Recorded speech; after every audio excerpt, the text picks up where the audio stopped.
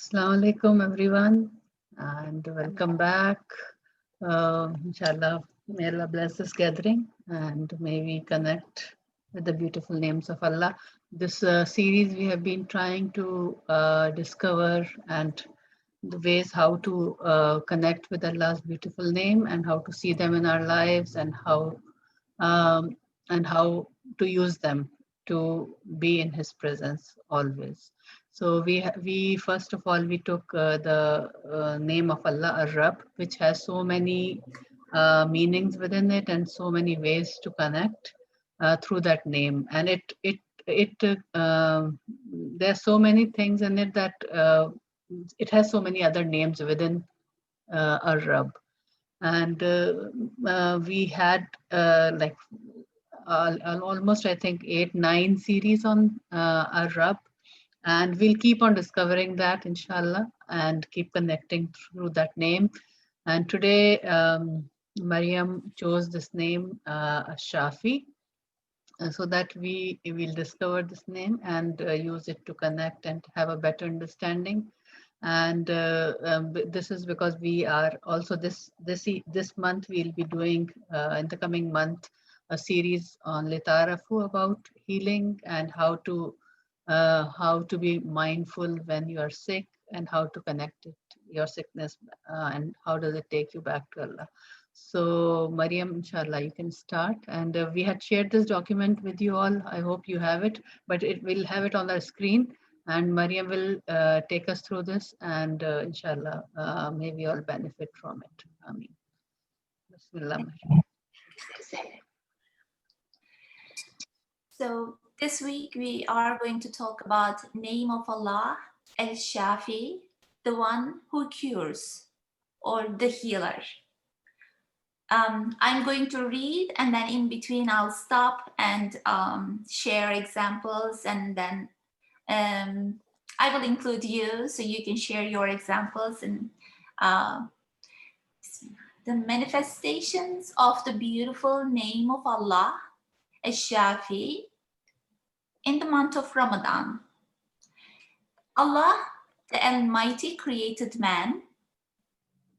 He created lusts and desires inside him, gave him the free will to make choices, and the power of thinking clearly to keep control over his everyday activities.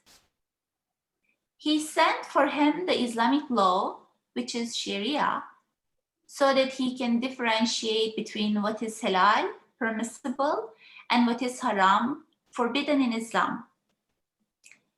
He sent his messengers and prophets and revealed to them his divine books.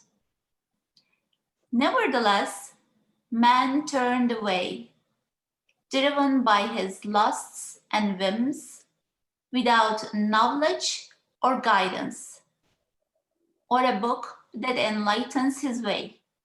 So he went far astray. Since it is possible for man to stray far away from the straight path, Allah the Almighty sent to him two kinds of healing: a healing for his soul and a healing for his body. In other words, the Quran is the nourishment and healing of human soul. As for the healing of human body, Allah the Almighty granted doctors the skill of treating patients through prescribing medicines or recommending other treatments, while it is Allah the Almighty who heals them. So here it's talking about two kinds of healing. So Allah Ash-Shafi, He is the healer. He heals the body and He heals the soul. This also makes me think that there are two kinds of sicknesses. One is the sicknesses in our body, like we can have a headache, we can broke one of our legs, or we can have a little cut. And the other one is the The sicknesses that is happening in our soul, I like calling them the sicknesses of our heart, which can be jealousy, anxiety, fear, and if we take the sicknesses as a reminder, as a sign, as a message, then we can use them to connect back to our Creator. So if we have a cut in our finger, that is a reminder. And as soon as we have it, if we can just connect back to the Creator, to the healer, if we can use it as an excuse to connect to the Creator, we have the chance of having special time with Him. So we talked about our needs and our signs, outside signs. The need is an excuse to connect to the Creator. When there is sickness, we need healing. And this healing, this need of healing, is an excuse to connect to the Creator, to connect to the healer.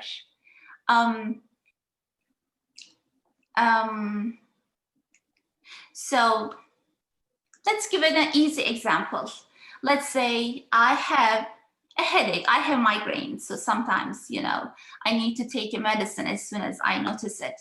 If I just go and take the medicine without thinking of the healer, mindlessly, then I think that this medicine, I have vitamins here, so they are the ones which heal me. So this is as if it's making a false god. This cannot heal my headache.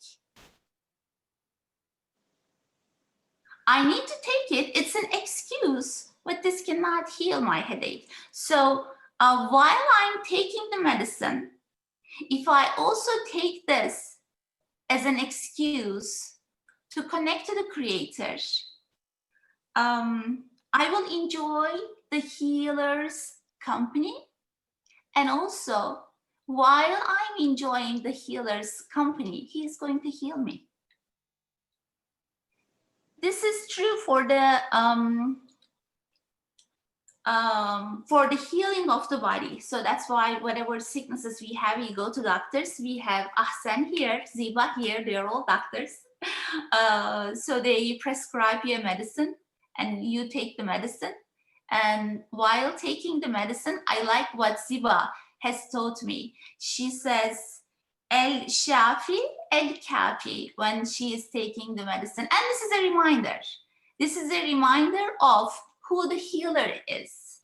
And then while taking the medicine, I enjoy the company of the healer. And while I'm enjoying the company of the healer, he is healing me. He is merciful. He is healing me.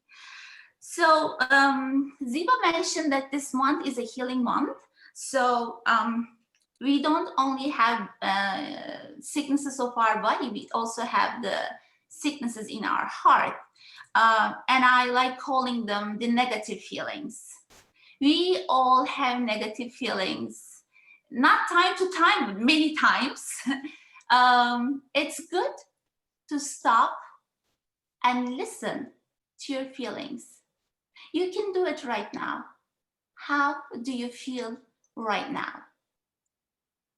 I was a little bit anxious before we started because Alia is doing this, on Fridays. We depend on her, and she does it beautifully, and then Ziwa does it. But when it comes to myself, so I felt that anxiety. But what I did is stop and acknowledge that feeling, and I said, I feel anxious right now. And then I know that it's not true. I know that I'm not the one who is talking. I was made to talk. And I don't know your needs, but your Creator knows your needs And I just prayed that it fell, the words, just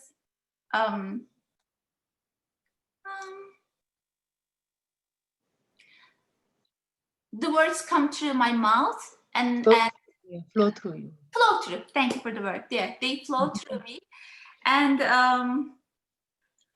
so I intended to let go of that anxiety. And I said, oh, Allah, you know the best. You are the one who knows. You are the one who knows all of our needs. And I intend to let go of my negative emotions, my anxiety. And immediately after that, being grateful for the Fridays. So I'm grateful for the Fridays, and I'm grateful for the opportunity, and I'm grateful for the friends who join and listen, and I'm grateful for the resources that we can listen and learn and share, and I'm grateful for I'm not sick today, and I can speak, and I can talk, I can sit, and I'm grateful that there's internet, and we can do this through the comfort of our homes. So when we locate the negative emotion, if we can intend to let it go after acknowledging it, and if we can immediately be grateful for anything, whatever comes to your mind, if you can be grateful, then it's a way to heal your heart. It's a way to stay away from those negative emotions. And last week, Alia gave an homework. She said, how do you find excuses to connect and to return back to your creator? And there are hourly check-ins, if you remember that. I don't know if you remember that. So now I want to ask you, how do you connect to your creator, healer? When do you connect to your healer? Anybody wants to share? Mariam, as you said, that when you have a headache and you take a medicine and then you say Allah Shafi, Allah Kafi, and then the headache goes away. So when if I'm heedless, if I'm not in that mode of connectivity and connectedness, I will take the medicine and a headache might go away as well. But I missed the opportunity of connecting back. Like that was an opportunity which came to my door to connect to my Rabb. And I took the medicine, my headache went away, but I didn't heed, or I didn't take advantage of the opportunity to be with my Rabb, to be in his presence, you know. So healing is through him. The medicine didn't act on its own. It was through Allah's command, but the benefit which I could have benefited from that situation much, much more than just getting rid of my headache. So I missed that opportunity. So whenever I have pain, like I have back pain at night while I'm sleeping, so it's like I see it as a pacemaker, which is like trying to remind me to connect to my Rabb. So then that pain it doesn't even become like a burden. It's like a sweet reminder which is coming to you to connect to your Rabb. So it's a maybe you can say it's a phone call from your Rabb, and he's saying, you know, talk to me basically. So that's my reflection. Whenever I get back pain and I'm on my, like, usually at the end of the day, so it's a good way of one-on-one time with Allah Subhanahu wa Taala. Yeah, it's like an alarm. Alarm is on, and it's Ziba. I'm calling you to have some special time with me. I'm going to heal you anyway, but you can enjoy my company, the healer's company right now. Yeah, and it's not a burden anymore. You're right. Anybody wants to share? How do you deal with your pain? How do you deal with your So like when you were speaking, Ziba, what came to my mind was a discussion that was about, like, you know, the excuses, like what you were saying, Mariam. And the example that was given, I'm going to share that example with you. It wasn't mine, it was Yamina's example. And the way she explained it is like, if, if being together is our goal, like, I want to be together with my best friends, or together, let's say I'm a child, it's easier with the child. The child wants to be together with their mother. Mm-hmm. And the child, like, like if the mother, like, there are excuses to go and be with the mother. Maybe one of them is that the child is hungry, needs milk. But what the child needs more than the milk is to be in the mother's arm, like, breastfeeding. So if the mother, instead of like, whenever the child is hungry, the mother is not there, he's given just a bottle by himself, it's like the satisfaction is not the same at all, because the child missed the most important part, that the neediness for milk brought him to the embrace and the, like, being held by his mother close to her heart. His, as the child is breastfeeding, his head is on her heart, he feels her warmth. It's like his one-on-one time with his mother. So if you take the medicine, it's just like being handed a bottle that you see, like, you don't even like realize where the milk in the bottle is coming from. It could be any milk. But when you are like, when you choose, like, you want to be with your mother, the whole thing is about being with your mother. It's not about the milk or the food. It's like the need is an excuse. And when you're with your mother, it doesn't matter, like, if she's giving the milk in the bottle, because she's holding you in her arm. Like, it doesn't matter, like, even if she's not giving you milk, she's giving you water. But it's being in her arm, in her embrace, which is the main need. So the excuses should take us there. My excuse to share is that the three of us, our team, with Rima, who left us, we've been trying to like think, how would we meet with Yamin, and we've been like planning, and all the plans were not happening. Then one weekend, Allah just like, ordered, soldiers of heavens and earth, and we found the doors made easy, and we went and we met, and it was like a miracle. So then we usually have a retreat in December with Sister Yamina, and everything is closed, so we cannot do it.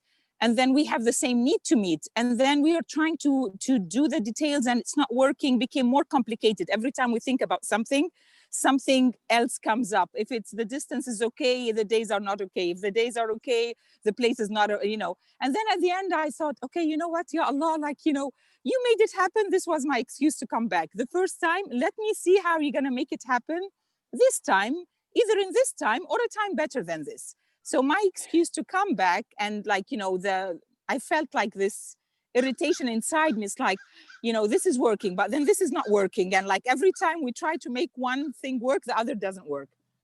And then my, like, the healing, Ash-Shafi, was, I cannot do this. We cannot do it on our own. You showed us how you did it before for us. Show us again and let us know what is the best time to meet. So that is my example. Jazakallah khair. Who's going to share now? Sharing out. Nadia, Hassan, do you have anything to say? Nadia, me? You mean? Okay. One Nadia. No, I heard Hassan. I thought there is another Nadia Hassan.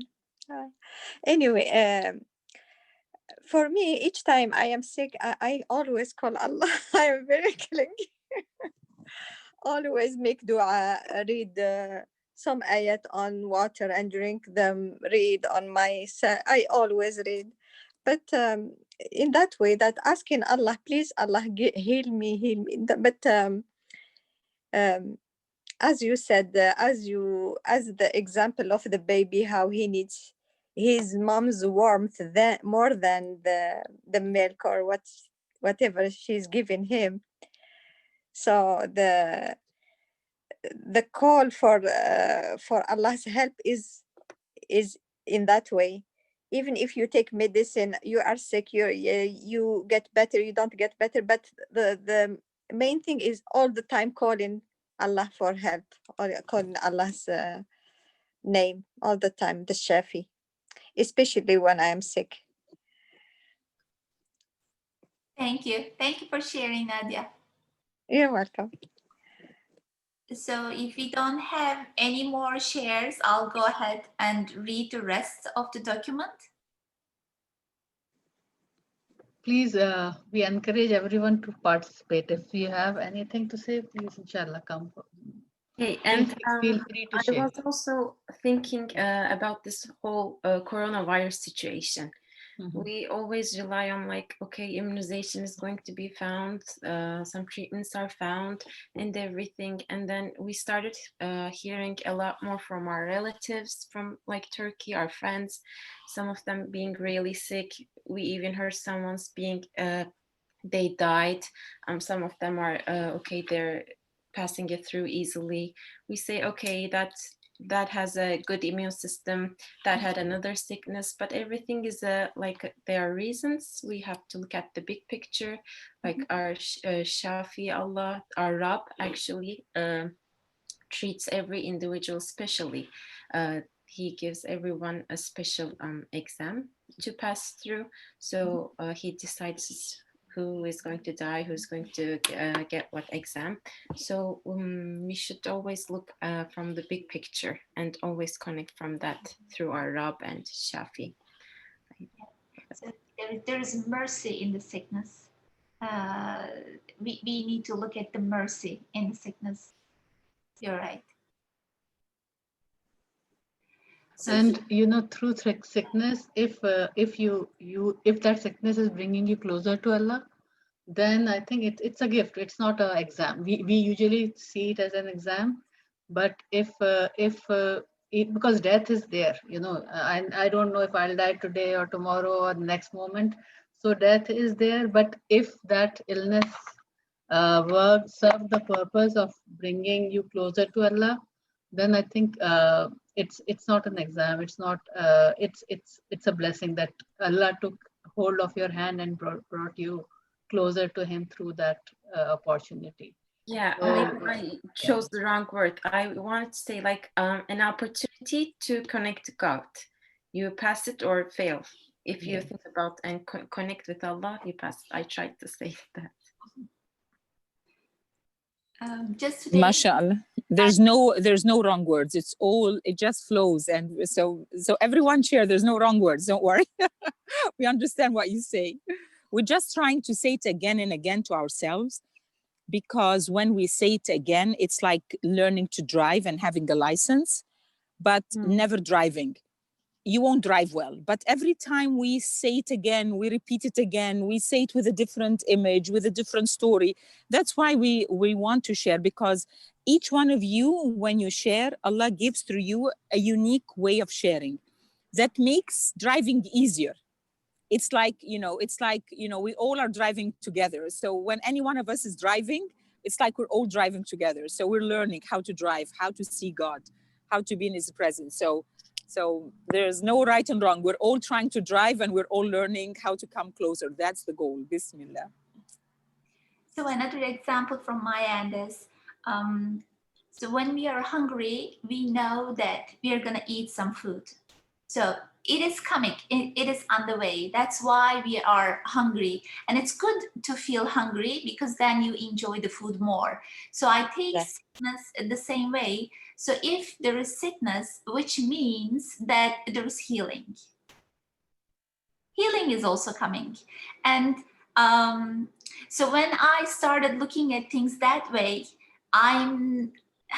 the way that I make dua changed. If you know that healing is coming, you're not desperate for healing, because it's already coming. And so, while sometimes we have bad sicknesses that we have to be in bed for a couple of days. So those times, what I realize is I don't have to get up and prepare food. There is someone who prepares food around me. My son comes and asks me if I'm hungry, if he can bring me some water, if I need some medicine. And I don't have to get out of the bed and do the cleaning. It is as if I'm having a rest in the bed and I'm being taken care of. But if I am not, as Ziva said, if I don't use this sickness as an excuse to connect to the Creator, lying in the bed the whole day is boring. you don't want to be there. So either you try to read something, but if you're sick, you don't want to read anything or you don't want to watch anything. And if you cannot sleep, it's another problem. But once I started talking to my Creator when I'm in the bed, I know, I'm sick, but you are the one who is going to heal me. And thank you for sending me helpers who are taking care of my food. Thank you for sending them who are taking, care of the cleaning and who gives me company. So changing it, adding gratefulness to that connection feels good. It feels good. So, and also, can I add something? Also, if when you go ahead. can I add something in that way? In that, Yes, please, Sister Nadia, go ahead. excuse me. Okay, especially when you somebody is sick the whole day in the bed and cannot do anything, as you were saying, instead of getting boring, talking to Allah, making dua, making dhikr, reading any surah he knows. So all this gonna consume the time he doesn't get bored in the bed. Just because you were saying about boring, I remember these things. When, for example, when I'm sick, you get involved in doing things, making dua, talking to Allah, reading, just like remembering Allah and enjoying that time. Enjoying that time. Yeah. Thank you, Nadia. You're welcome. So we have 2 minutes left. I don't know if we should start reading the rest of it or Alia, what do you say? So we have Tumumi hasn't shared, Amel hasn't shared. Remember, this is our virtual driving lesson. So the more we share, the more we are learning how to drive. And like the thing with the Rabb, we realize that, like the ayah that we went over, وَمَا خَلَقْتَ الْجِنَّ وَالْإِنسَ إِلَّا لِيَعْبُدُونَ, like the only reason we are here is to know that we are receivers. We are honored receivers from a generous Rabb.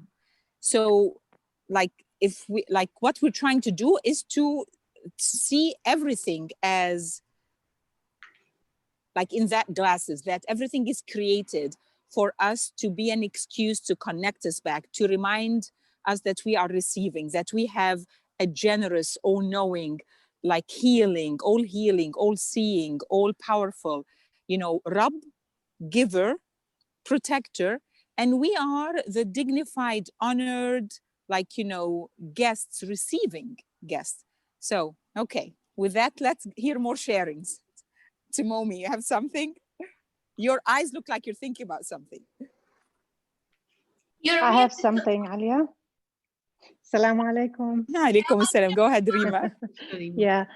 The other example is that when you visit, it's not only when you're sick, but also when you visit someone who is sick, then you find Allah there. There is a hadith about Allah subhanahu wa ta'ala telling this person, you didn't come and visit me, you didn't, because if you had visited this person who was sick, then you would have found me there.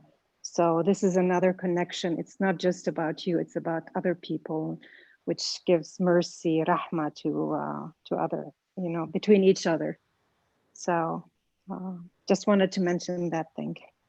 Yes, Sister Rima, it's a beautiful reminder that, that's even a bigger opportunity that you are able to visit that person. You're not yourself suffering it, but you can still be in Allah's presence by visiting someone, and it's a big reward. And that's what the reward is, that you feel Allah's presence and you are reminded of Allah being the Shafi. Yes. And so instead of like you're not yourself feeling that disease, but you can go and without getting afflicted, you are in Allah's presence and being reminded. Yes, subhanallah. Alhamdulillah. So the things that are interesting in Islamic culture that are beautiful, and like the more you live you know, the more you contrast, you realize how precious they are. Inshallah, we always keep them. Is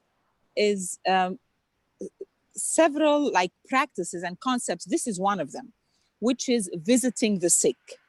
Like I have like a UVA alumni that graduated from Charlottesville. Whenever they come back to visit, because Ahmed works in the hospital, the first thing they ask when they visit us, is there anyone sick that we can visit? Like this is their first question. And with the Islamic culture, when someone comes and visits you, you don't have to know them. It's just like when you're congratulating someone who gave birth, or you are, you know, condoling someone who lost, you don't need to know them. When there is a janazah, the Islamic ethics is to follow and pray and be part of Salat al-Janazah.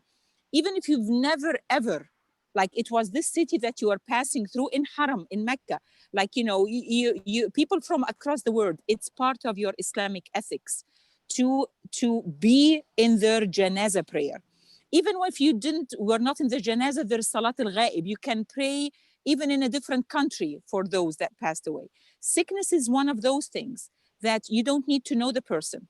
You go and visit and make dua and leave, and you get reward for doing this, and the patient realizes from the Islamic ethics and teaching that he is empowered with the presence of God, like he is the guest of honor. You are visiting the guest of honor. So the concept of you are the poor person, we are pitying you, we are here to pity you, is totally flipped in the Islamic teaching. The person who is sick is the dignified, honored guest of honor, who actually in his place that looks like weakness, he is the one who is showering his guests with blessings. When you visit the sick, you are visiting God. You are being blessed by putting your feet in his room. Like it's a totally, can you imagine the totally flip of the secular concept of sickness? I am fighting, I am battling with cancer, I am fighting with this, I'm a survivor of this. The Islamic concept is a totally different one. I'm in the presence of God. It's like, you know, celebrities, like our kids, like, you know, they love celebrities. My kids are like, you know, their 20s. So I remember when they were like, you know, in high school, one of their friends knew a celebrity, and that celebrity was going to visit school. So all of them wanted them to be introduced to that celebrity, to like, you know, through that friend, like, you know, like, so you are sitting with God. The sick person becomes the celebrity who's sitting with God, and everyone wants to come closer to God by visiting the celebrity. It's a total, yani, subhanallah. So the Islamic teachings in this way, then you realize, like, why is it flipped? It's flipped because there's no punishment there. It is, you are the person who is sick now is in clear, crystal clear understanding that he is a receiver. He is a dignified, honored receiver of a generous giving Rabb. And in that situation, he is the closest. So then he is in that seat of guest of honor. And that's why when people come and visit, they are getting blessed for doing that. And this concept is a beautiful, beautiful concept that if we like bring it in our stories to ourselves and our kids and understand it and practice it, this alumni up till today, like he visits us every few years, his first question is always, is there anyone that I can visit in the hospital? Like, mashallah, tabarakallah. I think like that is such, like if we even start practicing it, is there anyone that like it will change our understanding? Jazakallah khair. Who didn't share? Who wants to share? Hey, it just remind me of time that my mother was sick with her cancer and was in hospital, and I had a friend from Sudan who was working in different prefecture, so it takes us, I mean, she lives like an hour away from where my mother was in hospital, and so we never met each other. I mean, my friend never met to my mother before, but she wanted to visit my mother in hospital and came over. So in like sickness and the hospital, being in hospital is like very private thing in Japan. And even giving birth too, it's very private thing. And not many people prefer coming like acquaintance that you don't know much coming to hospital. So I felt a little bit like, is it okay to my mother? But when she came over, my friend, the Sudani friend came over, my mom was very happy because and hold her hands, thank you, thank you. She thanks her a lot. So yeah, I mean, in Islamic and this teaching, it says visiting. I mean, it's not just private, like one human between human relationship that is, you know, encouraged, but with the relationship with Allah, it's encouraged to visit, and it like opens up, like makes it very something very organic. Special, yeah. So that's very, yeah, good thing. MashaAllah, because in that point, like the privacy usually, like with privacy in points of, it's like it's about me and my privacy. But in the sickness, people become humbled and they start realizing that this person who drove an hour is not benefiting. Like, you know, she was sent to me because of what she felt in her heart. Like there is no like she's not here to invade my privacy. She's not here to like make me feel bad. She's here because she has love that she wants to show to me, and that's what your mother felt. and Right. and and and and these are the doors. Like, you know, I always think in the time of when someone passes away or when someone is sick, there's so many doors are open that are like, you know, for people to know who is God and how do we connect with our Rabb. And a lot of times because like if I was like, you know, with your mother, I would say, oh, Tumomi loves privacy, your mother's loves privacy. I might find it in myself difficult to visit your mother because I want to respect her privacy. I love that this Sudanese friend just did not worry about Right. did not worry about this and just followed, like, you know, just followed her heart. And when you follow your heart, because it comes to your heart, there is a door that's open. Versus in my thing, it's like, oh, I don't want to do this. I don't want to do this. I feel like doing it, but I'm blocking it. I will block it because I do not want, like, you know, so when it flows, there are doors that are open. So you have witnessed doors that were open with that sickness, subhanAllah. Thank you to Momi for sharing. Who else? Who's left? Is it Amel? Who's left? Amel and someone on iPhone. Amel, yeah. Yeah, Amel. Yeah. Amel is left, yes. Okay, go ahead, Habibti. Alaikum salam. I don't have something in particular to share, but the moment where we are sick, you are asking about when we are sick, how are we connected to God? Or this is the point, right? Because I did not attend from the very beginning. Yes, sister. So Yes. I think that the feeling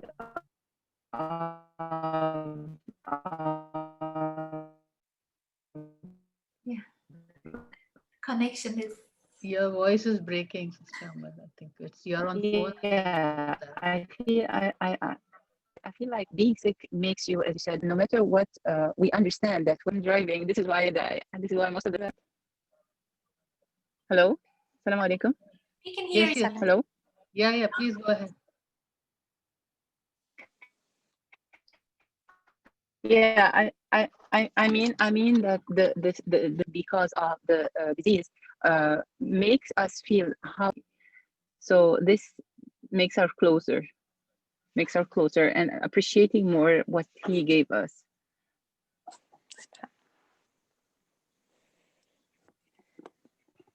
Thank you for sharing, Ahmad. Thank you. So I can say that when we are feeling negative or when we are feeling aches in our body, if we can take it as a reminder, it's a call to connect to the healer and to have to enjoy his presence, to have some special time with him, to talk, to be grateful what he has given to us, will bring us closer to him and will make it easier to remember him more and more. And Yes. who wants to finish with a dua? Ziva, would you like to? Can I say one more thing, Mariam? Yeah. I remembered. I remembered my sister-in-law. I was with her. She did a really difficult operation 2 years ago in Germany. She had bilateral knee replacement. She replaced both of her knees at the same time.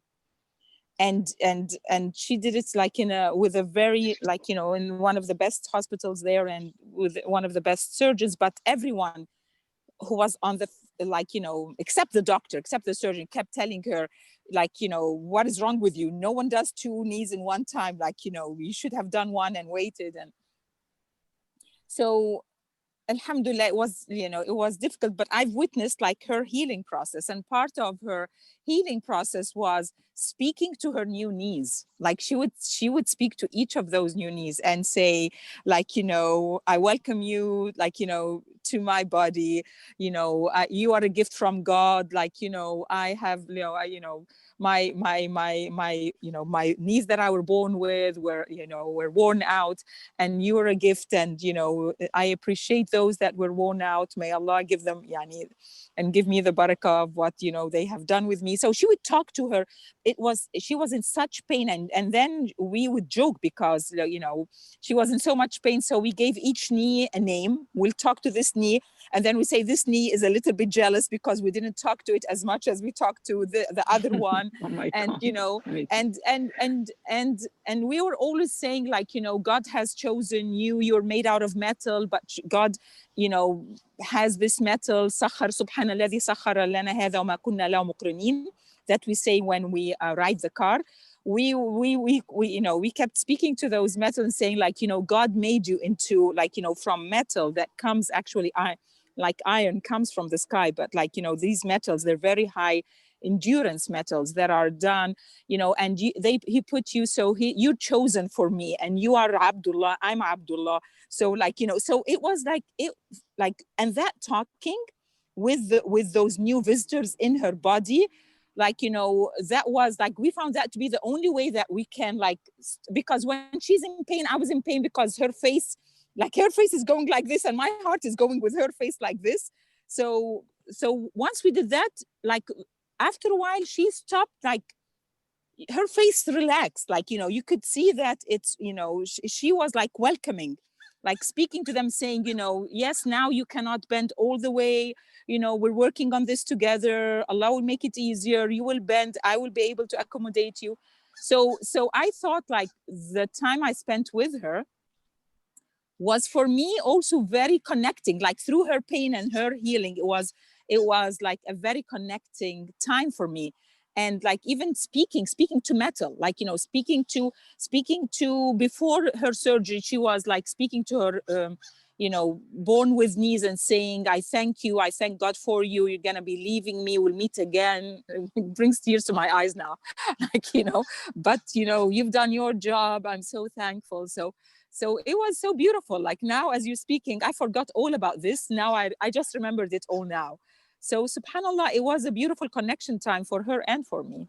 She was in the gratefulness mode, not Yes, in complaining. yes, not in the complaining. Although it was so painful, like, I could tell. And the nurses would come in, and German nurses, Rima, they're so tough. They would come and shout at her, why did you do 2 operations? Okay, she's done them. We don't need to shout at her.